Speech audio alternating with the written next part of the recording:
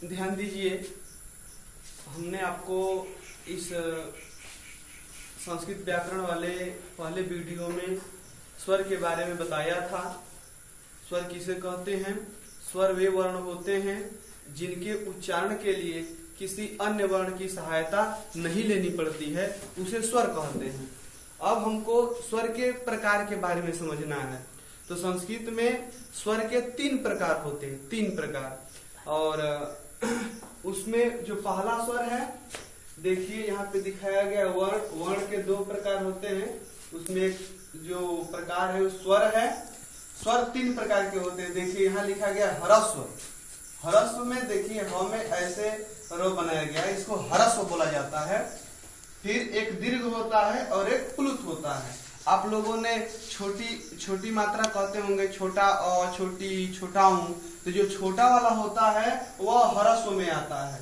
दीर्घ में कौन आता है? बड़ा वाला। जैसे आ कहते, बड़ा आ माने बड़ा अ, बड़ी ई, बड़ा ऊ, ऐसे जो शब्द होते हैं उनको दीर्घ में माना गया है। और प्लुत का उच्चारण तो हिंदी में वैसे आता नहीं है, संस्कृत में ही है। आगे पढ़ते हैं प्लुत क्या होता है, ध्यान दीजिए।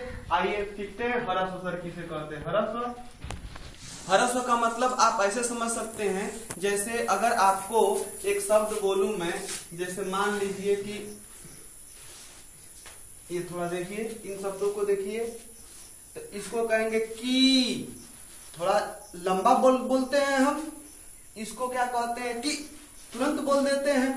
तो ये जो छोटी है ना, छोटी ई, तो इसे बोलने में बहुत कम समय लगता है, बहुत कम समय लगता है। इसको संस्कृत में एक मात्रा कहा जाता है। तो जिसको बोलने में बहुत थोड़ा समय लगे, एक मात्रा का समय लगे, उसे हरस्व स्वर कहते हैं।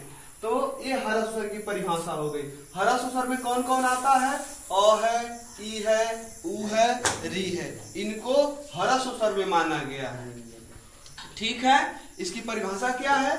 मैंने इसको बोलने में एक मात्रा का समय लगता है, मैंने बहुत हल्का सा समय लगता है बोलने के लिए। तो ये हरस्व स्वर हो गया। इस परिभाषा को आप लोग कॉपी में, नोटबुक में लिख लीजिएगा। फिर देखिए जो 2 नंबर का शब्द है दीर्घ स्वर। फिर इस शब्द को देखिए, इस शब्द को, सॉरी ये तो मैंने बड़ी थी, इसमें छोटी थी, ये देखिए।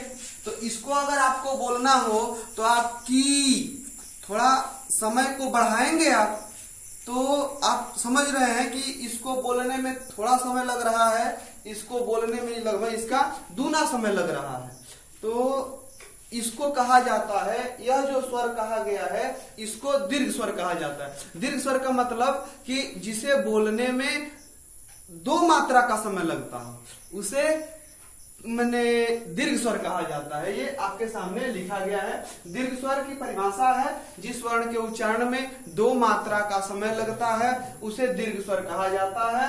और यह दीर्घ स्वर में ये आते हैं। जैसे हिंदी में जिसको हम बड़ा के नाम से जानते हैं, बड़ा ई, बड़ा ऊ, तो इसको दीर्घ कहा जाता है। इस परिभाषा को भी आप लोग अपने कॉपी में उतार लीजिएगा।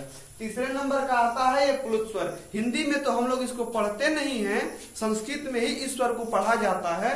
इसको प्लुत स्वर कहा जाता है। ये क्या है? जैसे आपको ओम कहना हो, ओम, तो ओम का सही शब्द होता है जैसे ओम, मतलब कि इसमें और ज्यादा समय लगता है, लगभग मैंने 3 मात्रा का समय लगता है। तो ये प्लुत स्वर कहा जाता है। तो प्लुत स्वर किसे कहते हैं? जिन वर्णों के उच्चारण में 3 मात्रा का समय लगता है उसे प्लुत स्वर कहा जाता है। और यह किस में आता है? ओम में आता है। देखिए ये ओम में आता है। और ये जो 3 की तरह से लिखा जाता है, ये इसकी पहचान है, इसका सिंबल होता है। तो प्राय करके हम लोगों ने ऐसा बहुत कम, हिंदी में तो बहुत कम आता है। ओम में, ओम को भी आजकल इस तरह से लिखा नहीं जाता है, सीधा सीधा ओम या तो ऐसे लिख दिया गया है, चाहे बहुत लोग ऐसे लिखते हैं, इधर से ओ बना देंगे और फिर ये आपका मो बना देंगे। तो ऐसे भी ओम लिखा जाता है। लेकिन शुद्ध शब्द में लिखना हो संस्कृत में तो ओम ऐसे लिखा जाता है।